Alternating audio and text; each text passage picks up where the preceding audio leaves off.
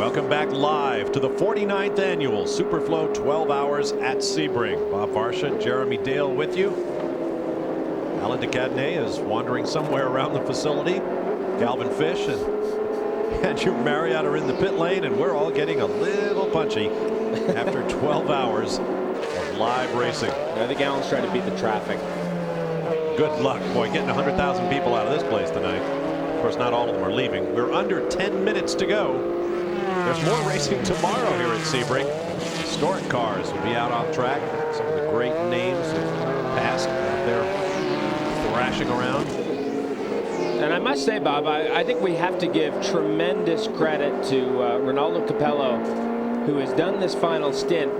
The gap now back to Christensen, 22 seconds, and it has remained in that kind of 22 to 25 second range for the last 20 minutes or so, and he has just done an exceptional job in that car.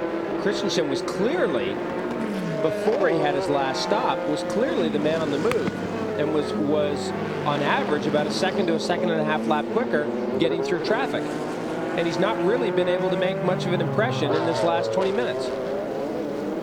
Well, Sebring has become famed for its dramatic rises and falls. Tom Christensen, who appeared to have that historic third straight victory in the palm of his hand, really has no one to blame but himself, I guess, that it appears he might not get it. Less than 8 minutes to go now.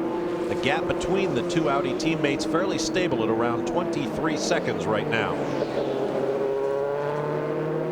Meanwhile, Oliver Gavin retains his lead in GTS. Spare a thought for a guy named Charlie Slater, the former owner of what was then the International Motorsports Association, which became Sports Car, which is the sanctioning body for this race. He was scheduled to be one of the drivers of that Saleen for this race, but he took sick, could not take up the job. He's probably watching from his home as the car goes on to win its class. And I actually read an email from Charlie earlier this afternoon. Boy, that 911 coming out of the pits isn't exactly on the pace. And I did read an email from Charlie earlier in the afternoon. It was quite long, and I didn't have time to answer it, but I in fact know that he at least earlier was watching.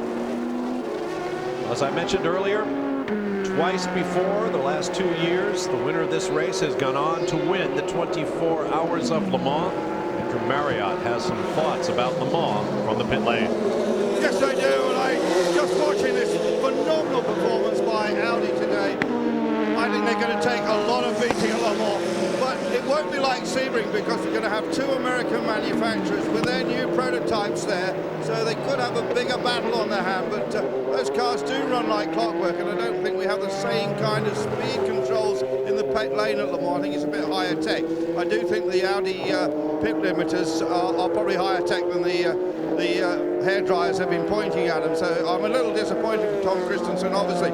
But Le Mans, nevertheless, it's going to be a superb race this year. We're going to have the intrigue of the Bentleys. We're going to have lots of quick 675 cars, and of course I think we should have some very interesting performances from the Corvettes as well. So I'd say to anybody that's never been to Le Mans, try and book your ticket and get over there, because it is not only a race, it's a great event.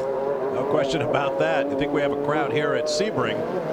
Wait till you get a load of Le Mans. If you've not seen it before, my favorite race in all the world. Now, this is the second round of the American Le Mans Series, as well as being a great event in its own right. Calvin Fish, what's this going to do to the championship? Well, I think it can have a dramatic effect, Bob, because if you think about it, Tom and Ronaldo are supposed to be teammates for the remainder of the year, with the exception possibly of the Petit Le Mans. So it's very hard for drivers to really separate themselves in the driver point standings. It's typically done by whoever scores the most fastest laps throughout the year. But with Ronaldo scoring a win here and Tom finishing second, it will definitely give him a leg up in the championship. No question about that. 5 minutes remaining. Time for perhaps 3 more laps. The gap still sits at 22 seconds. And boy, will Ronaldo Capello and Tom Christensen ever be the dynamic duo in this car, much the same way Capello and Mick Nish were last year. They are going to be very, very difficult to beat. I don't care how good that Panos gets. There's the number 26 Celine. What an amazing story for this absolutely new car. The development curve still pretty steep for this machine, but it has driven like a train today. In the hands of Franz Conrad, Oliver Gavin, and factory driver Terry Borcheller. They are going to bring home a trophy in what has to be record time. This is just the, let's count them up, Laguna Seca last year, Daytona this year, Homestead this year.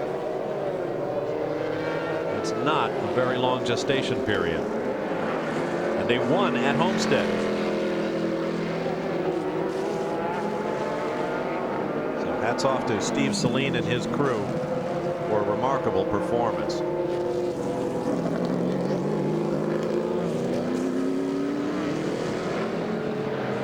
Out of the hairpin S's. If that's not an oxymoron. Well, they call that sometimes they call it the safety pin. Very good. There's the number 23, the leader in the GT category. Sasha Maassen. One of the young lions that Porsche is bringing along. Create the next generation of Porsche stars in the footsteps of the likes of Derek Bell, who is with us on our broadcast team, and Bob Wollek, whose memory will be with us all for a long time after the tragic road accident that claimed his life a little over 24 hours ago. And we'll be looking for a white flag next time by. Of course, if the lap begins before the 12 hours elapse, that lap will be a racing lap. Yeah, the tricky part of that is that to display the white flag, you have to estimate how quickly the next to last lap is going to happen. So it gets a little bit tricky up in timing and scoring, no question about it. If you are Ronaldo Capello in this car, you just keep your head down and keep your foot planted. You don't want to give Tom Christensen a look. Right now, Christensen is 21.5 seconds behind this car. And you know what Christensen is doing.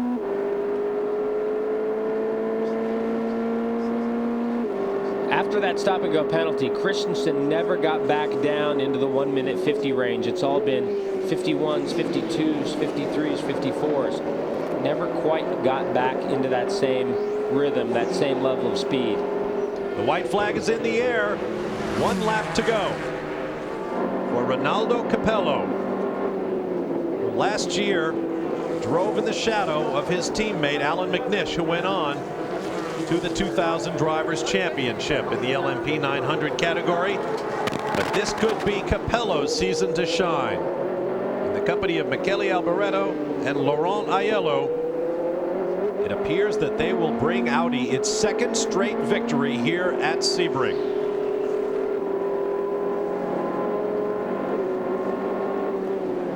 Once more through the infield.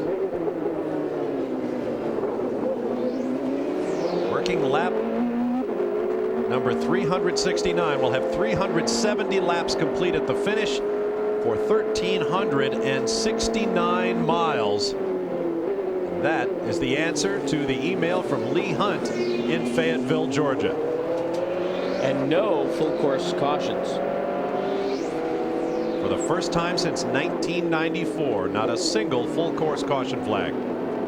1,369 miles would take you where? Houston, Texas, New York City from here in Sebring.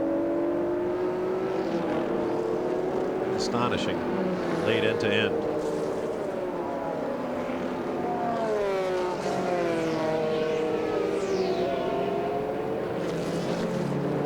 Unofficially, 21 of our 38 starters still circulating at the end of this 49th running of the 12 hours at Sebring. The first event here at Sebring was New Year's Eve of 1950, the 6-hour Sam Collier Memorial, honoring the son of a prominent Florida family who, along with his brother Miles, was a huge supporter of sports car racing in the United States and wanted to see a Le Mans style event here at Sebring.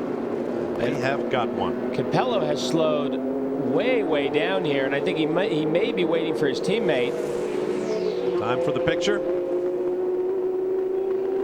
The checkered flag waves. Capello is there, and he takes it with his teammate just behind him. Final margin of victory. A very finely judged, make it what, 0.5 of a second or so? 0.48 of a second. And I thought Christensen was going quite a bit quicker. You don't suppose the thought kind of went through his mind. There's Michele Alboreto, and Calvin Fish is with him. Michele, just 1 year ago, you saw victory slip away in the final couple of hours. This must be great. Yes, this time is a dream come true because I was 2 times second, 1 time third here in Sebring, and achieve this result for me is very important for my career. So after Le Mans, I also win this race. It's very, very important. On to Le Mans. Must give you a great head roll going into Le Mans. You must feel really strong about the performance of the car once again. Yeah, we worked so hard on this car, and we never give up. We keep going to development, so we want to don't have any surprise, so we keep going every day. Congratulations, awesome. Thank you so much, also for you. It was a great job for you too. Or were you watching, Michele? Hey, Calvin did a good job. He did a good job. I'm just wondering how Michele saw it. You just witnessed the closest finish in Sebring history. At about a half second, there's Franz Conrad, who was very, very non-committal all day long about his chances, but now a bright smile as the Saleen S7R collects his first win in the 12 hours. And in the GT category, Sasha Maassen will bring home the Porsche, and victory to Alex Job Racing, their second straight 1-2 in the American Le Mans Series season. The fireworks have started. The party is just beginning here at about 10:40 Eastern Time. We'll go long into the night and even into the dawn. It's a big weekend here in Central Florida. We'll be right back to start meeting our winners.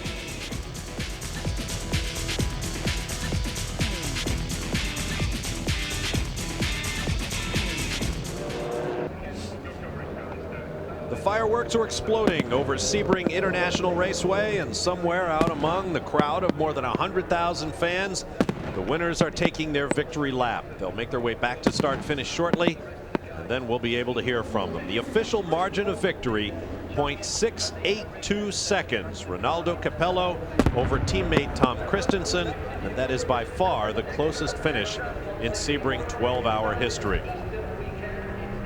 An amazing race dominated by the Audis, but Jeremy Dale, it never got boring. The fact that the Audis dominated the top 4 positions throughout the race really doesn't come close to telling the story of what unfolded. No, it doesn't, because you had 4 Audis run by 3 separate teams who were all racing each other. And at one time or another, any of those 4 cars could have won this race. Look at these guys. They are just over the moon. Aiello joining Michele Alboreto in congratulating Ronaldo Capello. And these guys know how great a final stint Capello drove. He drove brilliantly in that final stint. Keep in mind, these drivers come from all over the world to this sleepy town in Central Florida to this race. Can you ask now how much it means to be a Sebring winner? Let's get down to Calvin Fish. Well, it's just pandemonium, as you'd expect down here in Victory Lane. Michele Alboreto, Laurent Aiello. We're going to get in here with Dinder. We're going to give him a chance to get his helmet off. 10th straight win for Audi, but the first win here at Sebring for all 3 of these guys. Dindo, what a performance, mate. Unbelievable, Dindo. He's got a few hats to get on. The Michelin tires are once again awesome. Tell us about that last couple of hours.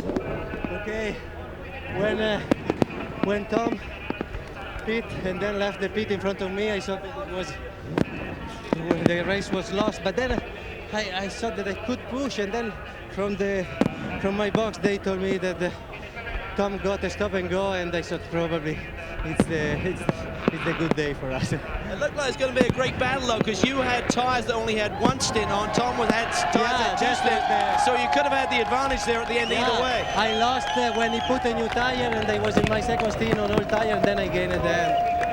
You get a day's rest. I understand they're going to put you to work again on Monday. Yeah, on Monday we start again to test here. Fabulous job today. Well, that's absolutely right. I forgot. On Monday, they're going to take this car out and run it for another 12 hours at race pace. The idea, after all, is to be ready for Le Mans. And I'll tell you, any car that could potentially get around Sebring for 24 hours is capable of just about anything. We saw Frank Biela from the other car crew come over to congratulate his teammate. There's Laurent Aiello. Calvin Fish is there. Laurent, the third member of this team, what a great job by you and all the guys. Yeah, but I think the best job was coming from Dindo Capello at the end. You know, in the last 2.5 hours, he was in the car. He was pushing very hard, and we were, you know, crossing their fingers for him. And it was so difficult to be, you know, not behind the steering wheel. It was so hard, but at the end, he's done it, and it's perfect. Wonderful. What does it mean to be a Frenchman and go to Le Mans as the champion of Sebring? It must give you a great start going there in June. You see, the first time I went to Le Mans, I won. And the first time I went to Sebring, I won also. So it's superb. Awesome job today. Sorry? Awesome job today. Yeah. Yes, indeed. Now there is a streak worth having. First visit to Le Mans, victory. First visit to Sebring, victory. That's enough to make Andy Wallace go pale. Time to stop. We're going to take a quick break and be back. Much more to come as we continue now that the checkered flag has flown here at Sebring. Stay with us.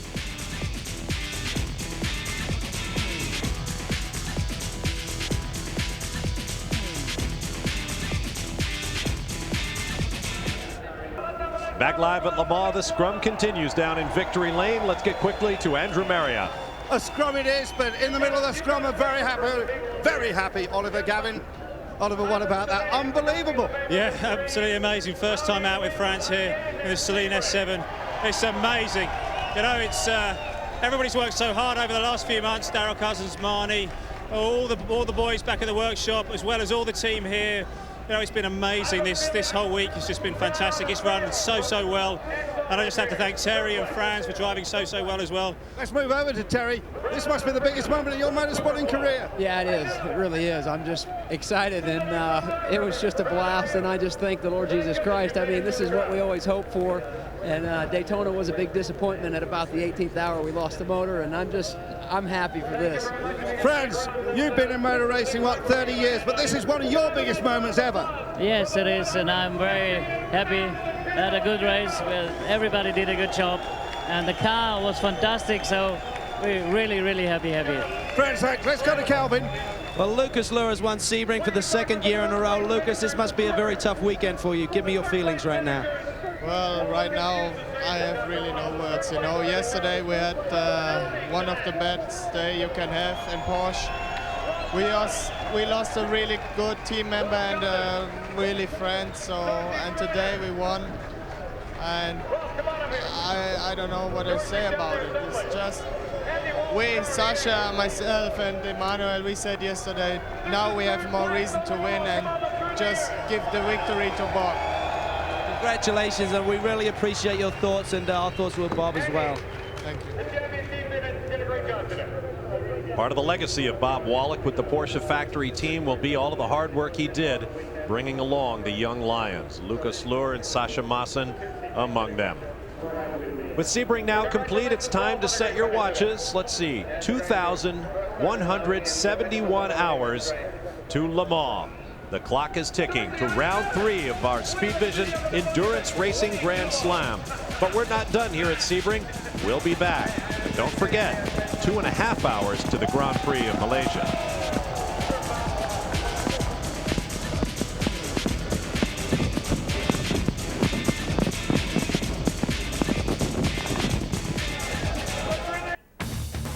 The Superflow 12 Hours at Sebring is brought to you by Michelin, because so much is riding on your tires. And Exxon Superflow Motor Oil. Superflow provides protection that's fast, protection that lasts. Welcome back as the celebrations continue down in Victory Lane here at Sebring. Let's take a look at our Audi final results. Of course, these are unofficial, pending tech inspection and so forth. but an amazing performance once again from Audi. Last year, a 1-2 with 2 factory cars. This year, a 1-2-3-4 with 2 factory and 2 privateer machines. Final margin of victory, 0.682 seconds, the closest ever for the overall win here at Sebring. In the GTS category, the margin 1 lap for the Celine over the Corvette, and in GT, Sasha Maassen beat teammate Randy Pobst by 1 minute 21.583 seconds. An amazing race all day long. Very tough day for the house cars from Panos, including the Salis Graph machine that finished dead last, completing just a few laps. There's Randy Pobst from the second place GT machine, down to Calvin Fish. Well, the Alex Job cars finished 1-2 for the second race in a row. Randy Pobst second today, but that BMW, tell us about the performance of that car and what you expect for the rest of the year. We have been afraid of that car ever since before the season began. So we knew at Alex Job Racing we'd have to get McKenna Porsche some wins early on. Try to score our points early. And this race is just another credit to Alex Job Racing. What a fine job they do, the organization, the capability of the crew, and the drivers. I'm very proud of my co-drivers from Porsche and my teammate. Tell us about the really the mindset here today after the tragedy of particularly for Stacher and Lucas. They were Bob. You became a Porsche driver this year. You went through training and stuff with him. What was the mindset going into today? Well, it's clear the racing world has lost another great hero yesterday.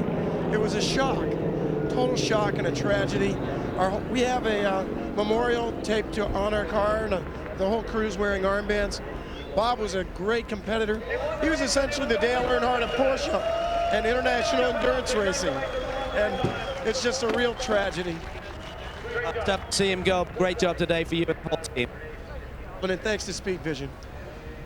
Randy Pobst, now a Porsche factory driver, a native son in Florida, of course, and now he will move on to Le Mans as a Porsche factory driver, and that's going to be an absolute thrill for him. Well, Jeremy Dale, your final thoughts on this race? Well, I think when Audi sat down a year or so ago and decided, you know, we'll make some cars available to customers and we'll continue to run our factory cars, this would have been the plan they came up with. Go to Sebring, finish 1-2 with the factory cars, customer cars 3rd and 4th, and they've pulled it off. You know, the Johansson team, the champion team, they both did a tremendous job. Of course, the factory team, we expect that from them. The Yost team, and they will try to go to Le Mans and do exactly the same thing. They have really accomplished something here today. Well, it'll be hard for Audi to top the performance they put on at Le Mans last year with a 1-2-3 sweep. But don't put it past them. They'll be testing shortly here at Sebring and then heading on. Our endurance racing Grand Slam is now half complete. Still to come, Le Mans, June 16th and 17th, live and flag to flag, as well as the Petite Le Mans, 1,000 miles or 10 hours, whichever comes first on October 6th. Be sure to join us for both. Coming up at 1:30 a.m. Eastern Time, round 2 of the Formula One World Championship, the Grand Prix of Malaysia. So be sure to stand by for David Hobbs, Sam Posey, and Steve Matchett, bringing you all of that action here on Speed Vision Live. It's been a great day here at Sebring, but it's always a great day at the racetrack. It began with the tragedy involving Bob Wollek. Today it produced an outstanding race and the closest margin of victory in the storied history of Sebring. I'm Bob Varsha for Jeremy Dale, Alan DeCadenet, Greg Kramer, Derek Daly, Derek Bell, Andrew Marriott, Calvin Fish, Dave Burns, and Sam Posey, who made some important contributions to our show today. We thank you for watching. We hope you will join us for the 24 Hours of Le Mans and then for the Petite Le Mans. Until then, so long from Sebring, Florida. The 49th 12 Hours at Sebring is now a part of racing history.